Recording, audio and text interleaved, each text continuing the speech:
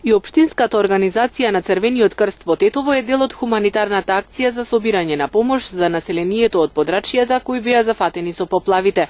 Училишта, организации, здруженија, партии и граѓани зедоа учество во собирањето на хуманитарната помош. Вода за пиење, средства за хигиена, половен текстил се донира кој колку што може и што може. Општинската организација на Црвен крст Тетово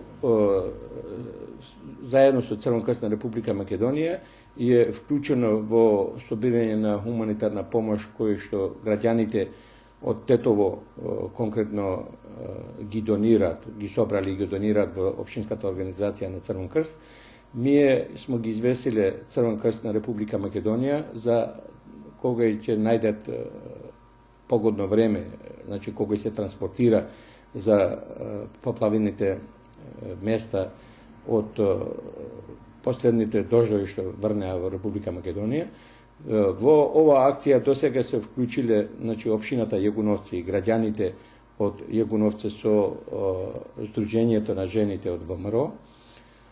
Се уклучија државното музичко училиште Тодор Скаловски Тетоец и основното училиште Братство Миѓени и Коста Рацин од Брвеница.